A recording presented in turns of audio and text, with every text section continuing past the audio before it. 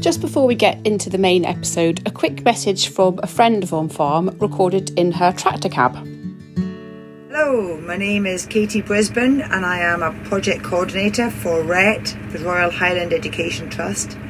We work to give children a greater understanding of food, farming and the countryside. This year we have a focus on the journey of food, seeds and grains, highlighting all the great things produced by Scotland's soils. If you're a farmer or work in a rural business and you'd like to get involved, to volunteer or sponsor our work, we'd love to hear from you. We also have a huge range of educational resources on the website. If you know any teachers or educators who might appreciate them, you can find out more at www.red.org.uk. Hello and welcome to this week's OnFARM podcast. It's Anna with you again this week. I've got one of my favourite types of episodes coming up. I love getting out and about on farm, but I also just love a good old natter. So this week we've got myself having a chat with a man of many hats, Gareth Baird. Gareth has very recently been presented by SAOS with the Ed Rainey Brown Award. So that's an award really for lifetime achievement within not just Scottish agriculture, but within the world of collaboration and cooperation within Scottish agriculture. So a really nice chat, and you'll hear much more about Gareth's life throughout the podcast. My late father was a vet in Kelso, and he came down to Kelso in the mid-50s, literally bumped into my mother outside the vet's surgery, and things kicked off from there. Mum was an only daughter to an only child to my grandparents. By great good fortune, she was brought into the lease at Manor Hill, which has turned out to be such a valuable asset, for all secure tenant farmers with secure leases. So as I was growing up, we lived here on the farm, and I particularly like working with animals. Hence, I suppose, on an arable farm, it's a bit of an anomaly that we still have suckler cows. There's good bits and bad bits to that, as everybody will know. But Dad always said to me, he said, make sure you have another string to your bow. He was quite specific about that, and I went through school and then on to agricultural college, which I absolutely loved, and so that fully meaning to farm, and that's the way it's turned out. And I've sort of meandered my way towards non-exec directorships here and there, which I've really enjoyed, and really SAOS had an awful lot to do with that, setting off on that course. And I feel really strongly about family farms, and they are under a wee bit of threat, and this present crisis is not going to help at all. But our parish here in McKerson, I mean, it's absolute gold dust. We've got 4 farming families in this parish, all tenants, the same landlord. I've known 3 generations with one of them and 5 generations with another. The glue that we have within this parish is just extraordinary. And I know people look at it, with envy. And we've all grown up together. It's not very good for your liver, but we have an awful lot of fun. And I can see, so the discussion going on at the moment is amongst my age group is, how do we get our successors to work together and, take cost out of this fearsome machinery cost element and things. And the young men and young women are talking to each other in that regard, which is great. But keeping this parish together is just so important for us, and I try and when we get in front of politicians and things like that, and I have had, because of various positions, had the opportunity to do that. I try and tell them about the value of this long term landlord-tenant relationship, and that value would just, I'm sure we all want to own our farms, of course we do, but we haven't had the opportunity, and perhaps if we had that glue with this multi-generational element that we've got in this parish, wouldn't be there. So there's 2 sides to everything, really, isn't there? You maybe weren't at the beginning thinking in the context of the way in which we talk now about collaboration and cooperation specifically. But do you think your passion for that maybe started right on your doorstep? You know, the fact that you work so, not necessarily work closely with your neighbours, but get on so well with your neighbours. You obviously share knowledge and information and innovation.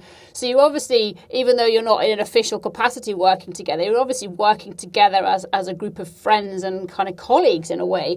And do you think that's where it all started? Well, it might well have, and if you got caught short with a broken down combine or you needed a bull after an injury or something like that, it worked. And maybe that was the spark. I don't know. And that, the other thing I feel really strongly about, some of these smaller family farms, there's a huge opportunity for family members to bring income into the household, just as you're doing, in your capacity. And I feel really strongly that there's so much resource and talent in our farming community. There's a huge opportunity for family members to do that and really safeguard the family base.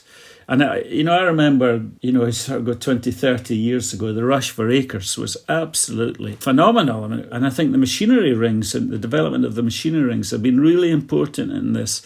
Young members of the family working at home are seeing other opportunities to bring money into the homestead, using their talents or their kit or whatever, and or having a completely different job and getting their neighbour to help out at home, however they cut it.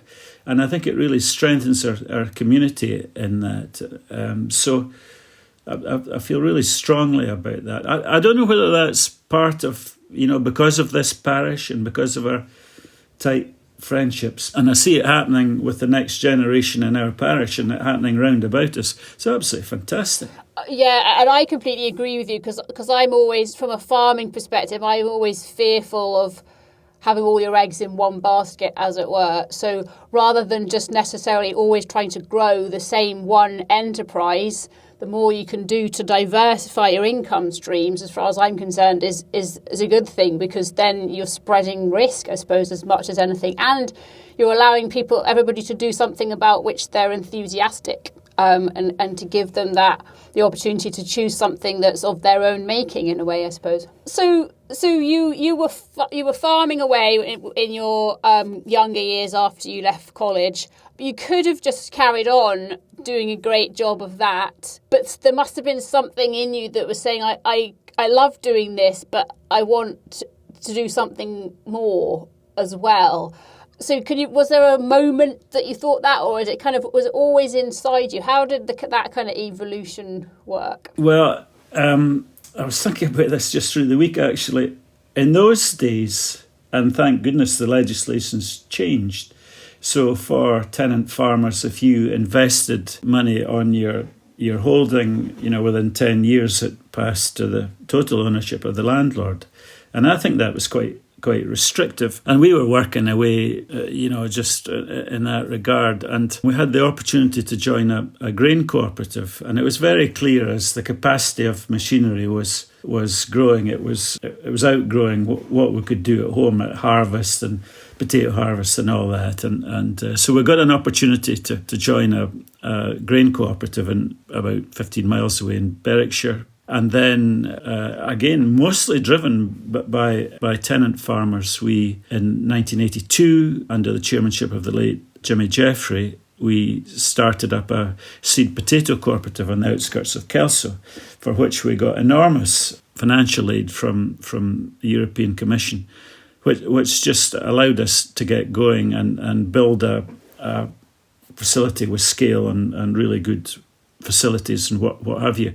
So, and as that started to build, it made me quite curious about the whole co-op movement and the different way of thinking and all the rest of it.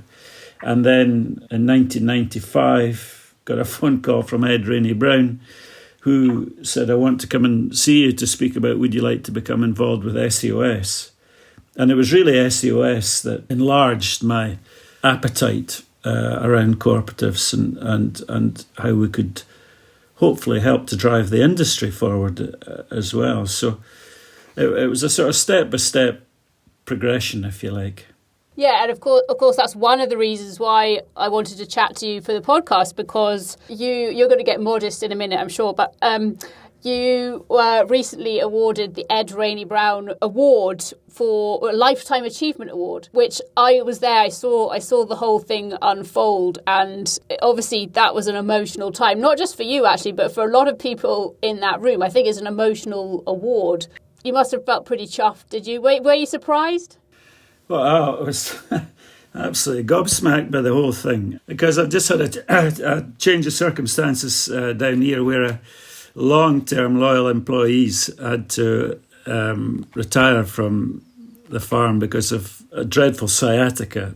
So I've sort of been having to man the decks, as it were. So I was a bit tight for time, and Jen Thompson, and communications manager for SOS, and John Hutchison, the SOS chairman, were biting away at me. You got to come to the conference and all the rest of it. And I just assumed that it was because of COVID reasons, it had been shifted to late March and there were shorter numbers. So I had put the tribute together for the last recipient, which was James Graham, the most important guy in Scottish agriculture for the last 20 years. And to think that I was sort of following him was quite a thought. No, it's just great. It really is. So. This isn't just, they don't just pull names out of a hat. This is very considered and very much thought through. Am I right in thinking that your involvement with SAOS has been going on for a long time? I think you're the only person who's been the president and the chairman of the organisation. At the Crown Estate, you were involved quite early on in your career with the Crown Estate. Is that right? And what was your role there? That must have been fascinating. It was absolutely fabulous, and I had 10 years with them. And I saw the advert for the post of Scottish Commissioner. So the Crown Estate directors are called commissioners, and there was only one geographic title in that, which goes a way back, and that was the Scottish Commissioner. And Sir Ian Grant was Scottish Commissioner and chairman of the Crown Estate. We were winding up, in a positive fashion, the grain cooperative that was involved in as much as the co-op farming were buying it from us. And I had sort of all hands on deck with that. And I got a phone call saying that your name's been, from a recruitment agency, saying that your name's been supplied to us with regard to the position of Scottish Commissioner. Would you be interested? So I said, well, that's kind of you to phone. Let me do a bit of research, which I did. And the more I dug into it, the more I thought it interested me. And it really rang my bell. And a lot of very similar ambitions and qualities that SOS had. And so anyway, I threw my hat in the ring and got down to short lead and went down to London to the Treasury. I had a wee bit of time to kill after it was finished, and went down to the War Cabinet rooms, which are immediately below. And for any of your listeners, if you've ever got in central London, go and see it. It is absolutely extraordinary. Anyway, I came home, and they're not allowed to announce their decision because it has to go in front of, I think it was the Home Secretary, I think it was Jack Straw. However, I remember I was down dealing with some beasts down in the grass parks, and I got a phone call, and it was the recruitment agency. And all he said to me was, I can't say anything else to you other than you're not stood down. So I didn't know what to make of that. Anyway, so then I was appointed and started in 2009, and I just absolutely loved it. And travelled all over the United Kingdom, obviously a lot in Scotland, to the 4 rural estates in particular in Scotland, which I just loved. It was just a super time. And then in the middle of it, we had the independence referendum. As soon as the group got together to discuss what might change after the result of the referendum, we knew fine well that the Scottish Government would want to take on the Crown Estate assets in Scotland, which happened. And then so I was much more based on in a UK fashion after that. But it's a great organisation and very much under the radar. But it's a £14 billion balance sheet, and the surplus all goes back to the Treasury, and now from the Scottish assets, obviously, to Scottish Government. And it really does punch way above its weight in a whole lot of ways. And what you see, particularly with marine wind down the east coast of the United Kingdom, that's all Crown Estate driven, in as much as they're the landlord of the seabed and they issue the licences. And the cash coming into the country, not least the green power, is absolutely phenomenal. So it was a great time. Yeah, well, if you can't spend your time doing things that are fun and interesting, then you're unlucky, aren't you? So that sounds like it was a good time.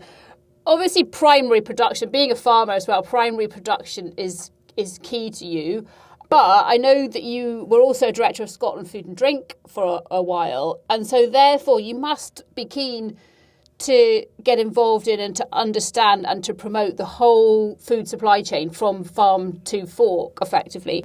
Can you tell us a bit about your time at Scotland Food and Drink and what you feel you achieved there and what it kind of added to you in terms of your career as well as the whole country, effectively? That was a great initiative. I sat on Ross Finney's agricultural strategy group just around the turn of the century. So there was an agricultural strategy group where Ross Finney had thought that we needed a much better refined and targeted strategy. Alongside that, we had the industry strategy group, which effectively was the processors, and they were coming to the end of their strategy journey. And I remember so clearly Ross got members from each strategy group to sit down together in a committee room in Holyrood and said, I think you people have got something to talk to each other about, but specifically around the supply chain. And I remember very clearly a processor saying, well, I'm having to use Portuguese eggs. And agricultural strategy group members told me, said, daft, surely there's lots in Scotland for you. And he said, there isn't. And from that tiny wee fact, people got going, and then we set up a stakeholders working group which met for 2 years with, again, members from the agriculture and industry strategy groups, and put the format of Scotland Food and Drink together, having looked at a whole lot of different models around the world. And it's been enormously fulfilling to see the development of that organisation, Anna. And I think one of the lessons that came from it, and there's nobody to blame here, but everybody expects these organisations to be up and running in 2 or 3 years, and it takes longer than that because you've got to get industry buy-in. And as the obvious value that Scotland Food and Drink could offer all parts of the supply chain became obvious to everybody, then we started getting buy-in, and then we started getting momentum, and now it's got to the great place it is, and James Withers, and he's just got a superb team there, so well led by James. They've got a cracking board, and they're making real impact now. And I think, for particular for many of the processing fraternity, the help that Scotland Food and Drink, the team, could give to them during this pandemic would have been absolutely invaluable. Imagine going into that without somebody there, supporting your corner. I mean, you'll recognise the worth of that with your profession. And it was a real example of when folk coming together and leaving their hats outside the door, of their own business, how you could drive things forward and make a meaningful difference. Yeah, I mean, it's not something I often think about, but occasionally, particularly now, actually chatting to you, kind of thinking about where would we be if Scotland Food and Drink as an organisation had never been thought of, if that inception meeting had never taken place. I mean, I dare say there would be something else in existence, but actually without it, Scotland would be in a far worse place. And actually, even despite the pandemic, the food and drink sector is thriving, largely in part to their innovation. And Anna, I think there's another important point in here. When we started it off, it was obviously Ross Finney's initiative. Richard Lockhead absolutely backed it up, after the change in government. But there's a real lesson here in the private sector and the public sector working together. So government were enormously supportive financially in supplying the finance to get us up and running.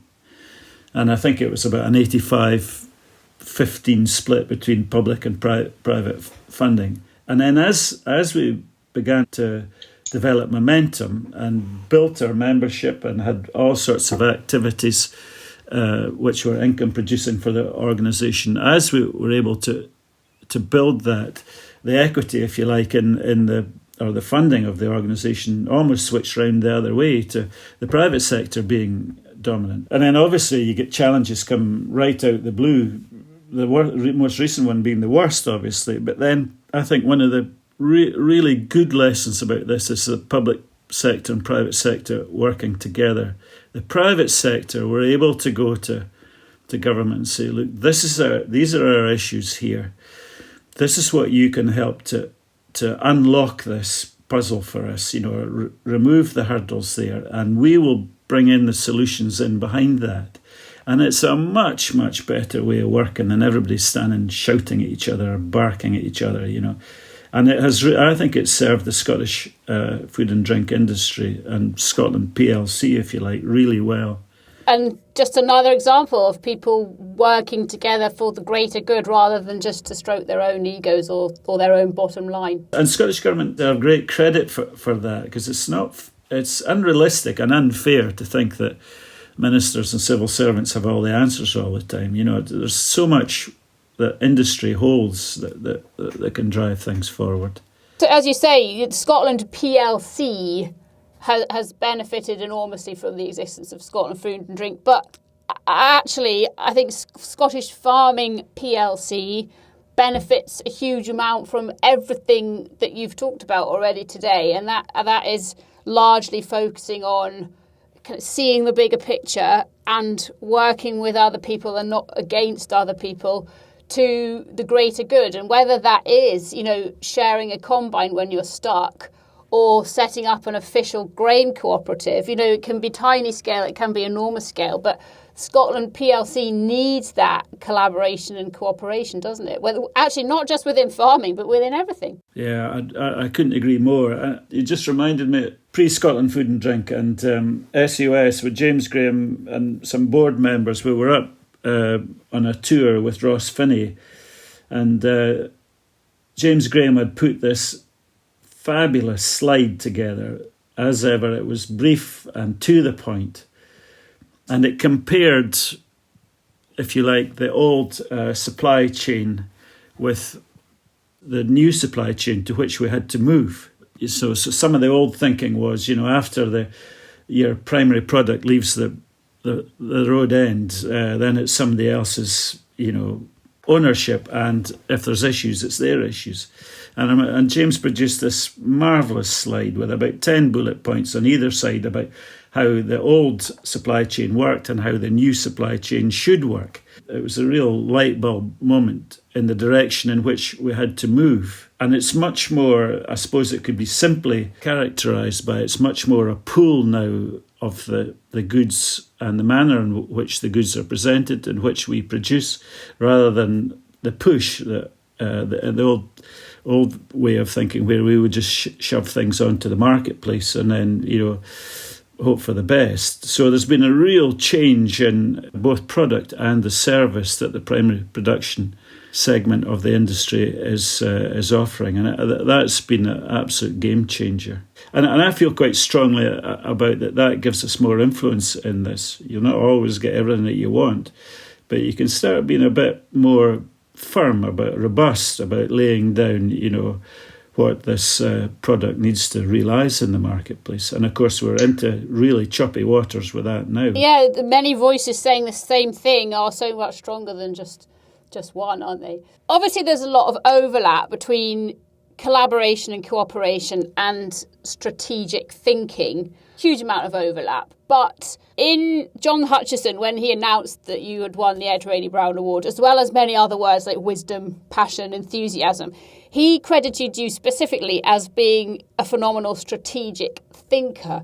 And I'm really interested in that from not just from a cooperational point of view, but from a wider farming point of view, because actually I'm not sure that enough people in farming are strategic thinkers, and I just wonder how can that be changed? How can we get people to think more? Because when you're faced with challenges as we are at the moment, it's really important, isn't it? It sure is. Firstly, Anna, I've been enormously fortunate in that I was mixing with boards and people, listening to them and sharing ideas, and as ever, you get good dialogue going in it, and it makes people think harder. And SOS has been particularly strong in that area, and that's their role. They've got to be the blue sky thinkers out there, and help our industry to develop, and that has to be good thinking and well articulated, not all the rest of it. So,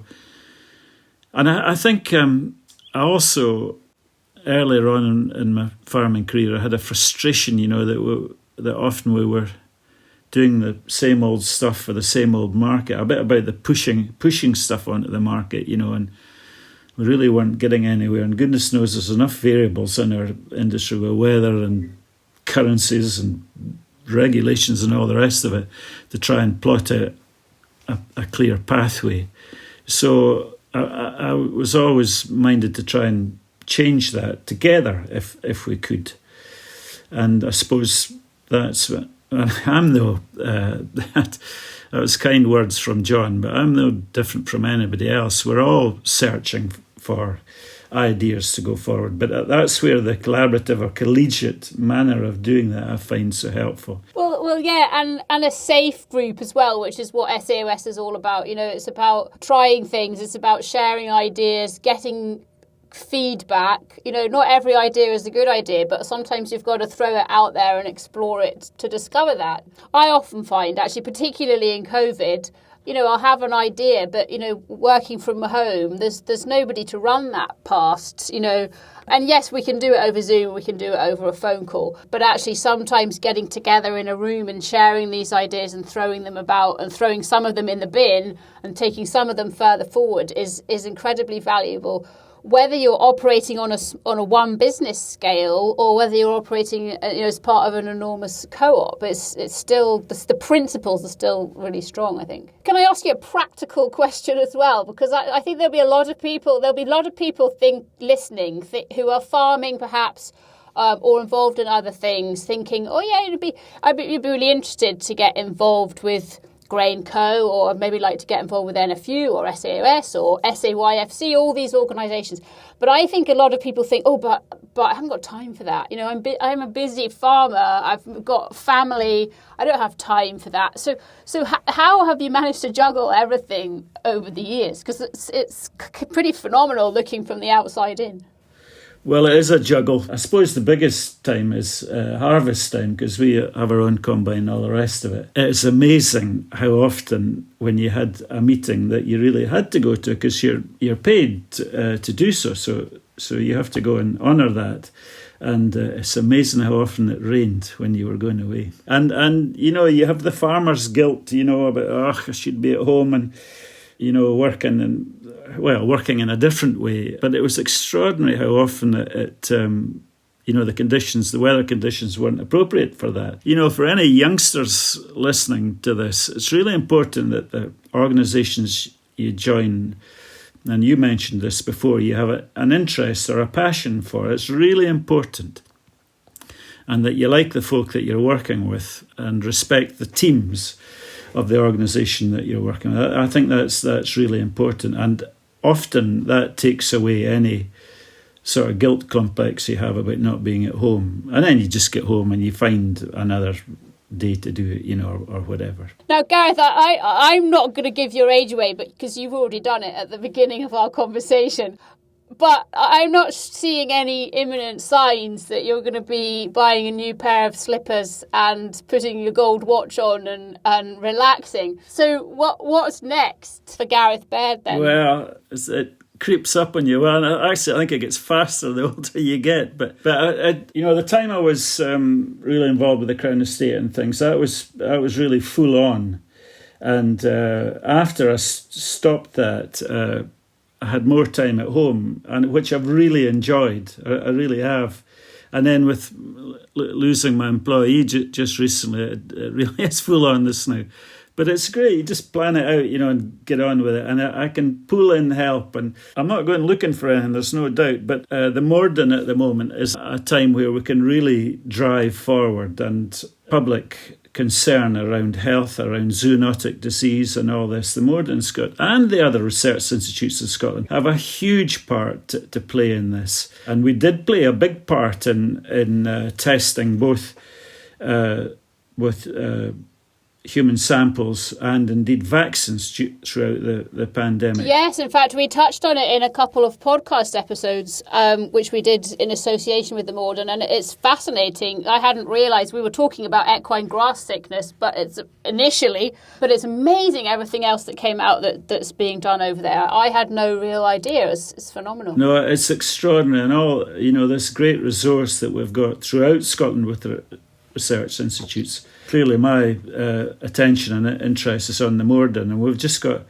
there's so many opportunities and needs out there, animal production industry and for the Scottish human population, indeed for the UK human population. So a lot going on this now. There's a very ambitious strategy. Sounds like it could be a whole nother episode in itself, so you might not be seeing the back of me just yet.